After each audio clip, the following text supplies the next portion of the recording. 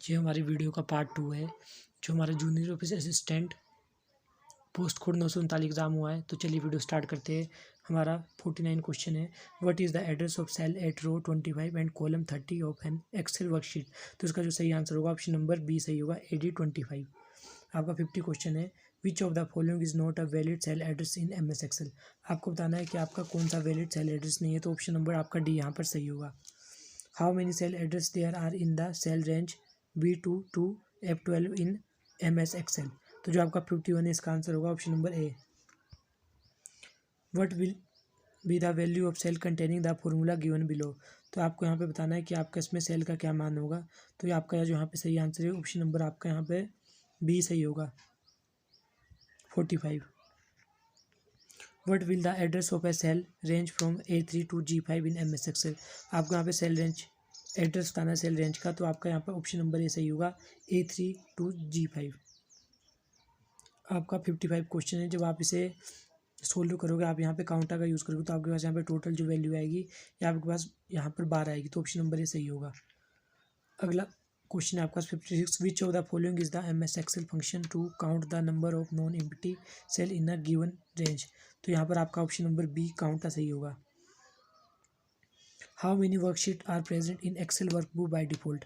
तो यहाँ पर आपको बताना है कि आप जब भी एक्सेल MS एक्सेल ओपन करते हो तो यहाँ पर कितनी फाइल जो आपके यहाँ पे कितनी वर्कबुक होती है डिफ़ॉल्ट ओपन होती है वर्कशीट में, कितनी वर्कशीट ओपन होती है आपके पास। तो आपके यहाँ पे 3 होती है डिफ़ॉल्ट। तो अब शीट 1, शीट 2, शीट 3। तो ऑप्शन नंबर ए सही होगा। और जो आपका MS वर्ड 2016 है और उसके बाद जितने भी न्यू वर्जन है वहाँ पर आपकी डिफ़ॉल्ट एक शीट होती है।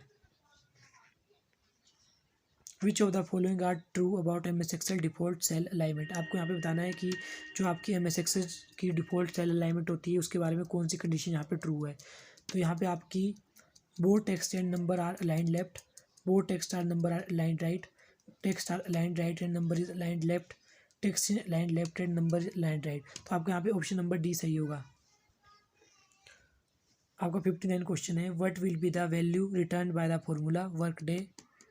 जैसे यहाँ पर आपके पास एक डेट दी हुई है इन एक्सेल, तो अगर आप इसे सोल्व करते हो, अगर आपको वर्क डे फंक्शन के बारे में पता है, तो आपका जो इसका सही आंसर आएगा ऑप्शन नंबर डी आएगा, 1 फरवरी 2022। Rotating the data from row to column और वाइस वर्सा इन वर्कशीट।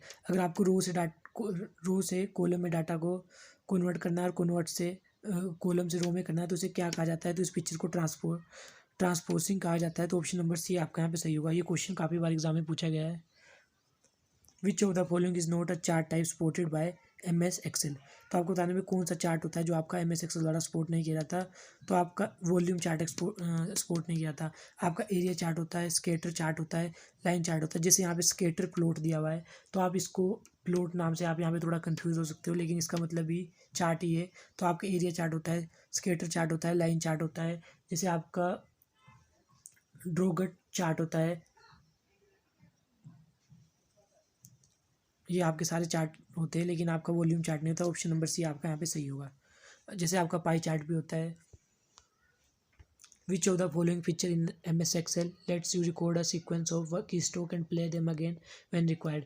आपको बताना है कि आपका एक्सेल का कौन सा फीचर है जिससे आप की स्ट्रोक को रिकॉर्ड कर सकते हैं और ज़रूरत पड़ने पर दोबारा उनका यूज़ कर सकते हो। तो जो ये आपके होते हैं, ये होते हैं आपके मैक्रोस।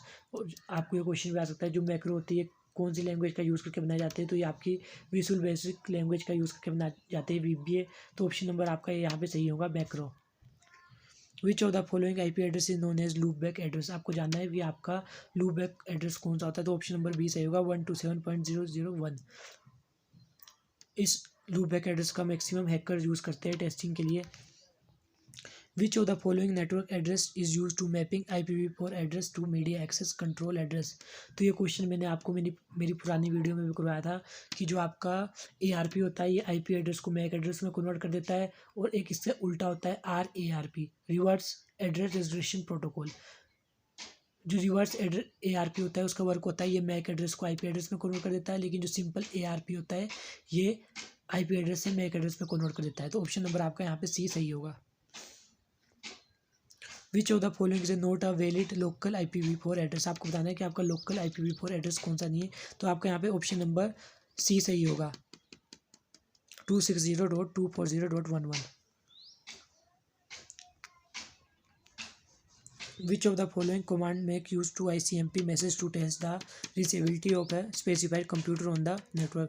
यहाँ पे सिंपल आपको मैं बताऊं तो यहाँ पे लिखा है कि निम्न में से कौन सा कमांड नेटवर्क है जो विशेष पहुंच को परीक्षण के लिए ICMP मैसेज का उपयोग करता है। तो जो आपको यहाँ पे चेक करता है कि मैसेज आपका डेस्टिनेशन में पहुंचा या नहीं पहुंचा, तो उसके लिए हम पिंग कमांड का यूज़ करते हैं। ऑप्शन नंबर सी आपका यहाँ पे सही होगा। Which of the following is a popular Linux distribution supported by IBM? आपको बताना है कि कौन सा यहाँ पर लाइनक्स डिस्ट्रीब्यूशन के सपोर्ट किया जाता है IBM के द्वारा। तो यहाँ पे आपका रेड रेट होगा, ऑप्शन नंबर ए सही होगा। Which is the on demand delivery of IT service over the internet with the pay you go pricing? तो ऑप्शन नंबर ए आपका सही होगा, क्लाउड कंप्यूटिंग। क्लाउड कंप्यूटिंग के बारे में आप जानते होंगे, जैसे क्लाउड कंप्यूटिंग गूगल ड्राइव होता है, अमेजन की क्लाउड सर्विस होती है, सारी क्लाउड कंप्यूटिंग के अंदर आती है। यहाँ पर आप ऑनलाइन अपने डाटा को स्टोर कर सकते हो और कहीं से भी इसे एक्सेस कर सकते हो। Which virus released in 1986 is considered to be first IBM PC compatible virus? तो ये आपका जो वायरस था ये था आपका ब्रेन। ऑप्शन नंबर बी आपका सही होगा। Which is a malware that look like a genuine application to the user? आपको बताना है कि ऐसा कौन सा मालवेयर होता है जो आपको ये शो करता है कि वो आपके लिए यूज़फुल है लेकिन उससे आपको नुकसान पहुंचता है। तो ये आपका ट्रोजन हॉर्स होता है। ऑप्शन नंबर बी सही होगा। What is the full form of TCP/IP? तो आपको TCP/IP ये क्वेश्चन काफ़ी बार पूछा गया है। तो इसकी फुल फॉर्म होती है transmission control protocol internet protocol. तो आपका जो यहाँ पे ऑप्शन नंबर डी होगा ये सही होगा।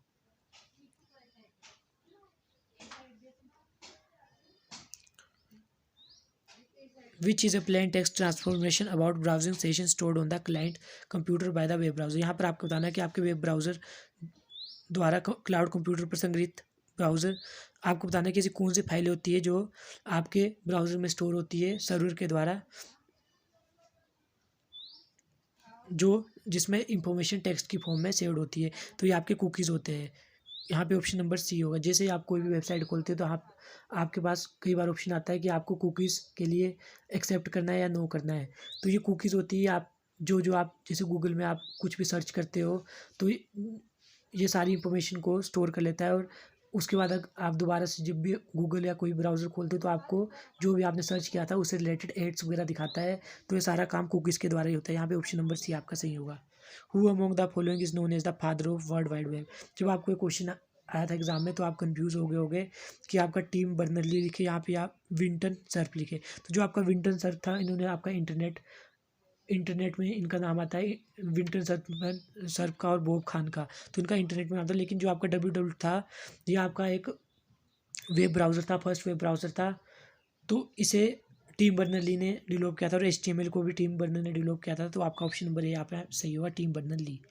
Which of the following is a popular file compression utility software? आपको बताना है कि ऐसा कौन सा सॉफ्टवेयर है जिसका यूज़ करके आप फाइल को कंप्रेस कर सकते हो और जैसे आप उन्हें जिप फाइल में भी कन्वर्ट कर सकते हो। तो आपका यहाँ पे जो ऑप्शन सही होगा WinZip होगा, option number C. Which is a combination logical circuit that switch on off the server input through a single common output line? यहाँ पर आपको बताना है कि आपका कौन सा एक कॉमन आउटपुट लाइन के द्वारा अनेक इनपुट लाइन को स्विच कर देता है। तो ये आपका मल्टीप्लेक्सर होता है। ऑप्शन नंबर डी आपका सही होगा।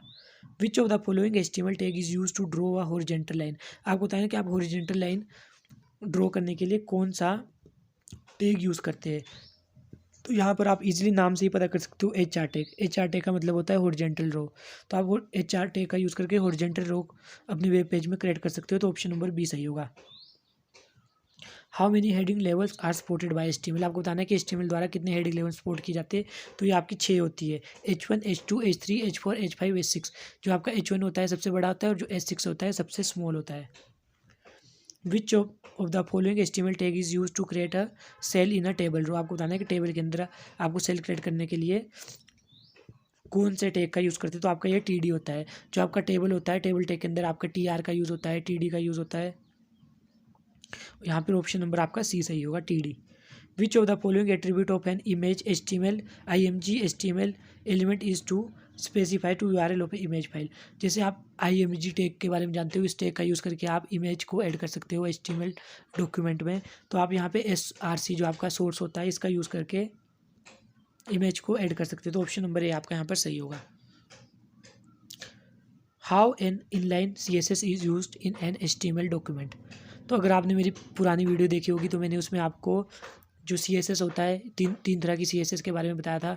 जो अगर आप एक्सटर्नल फाइल को ऐड करते हैं तो उसे आपकी एक्सटर्नल CSS कहा जाता है। और जो आपका हेड टैग होता है, अगर आप हेड टैग के अंदर स्टाइल टैग का यूज़ करके CSS लिखते हो तो उसे आप इंटरनल CSS कहते हैं। लेकिन अगर आप बॉडी टैग के अंदर कहीं भी स्टाइल टैग का यूज़ करके CSS का कोड लिखते हो तो आप उसे इनलाइन CSS कहते हैं। तो यहाँ पर आपसे पूछा गया कि how an inline CSS is used in an HTML document. तो आपका ऑप्शन नंबर बी सही होगा, by using style attribute of an HTML element.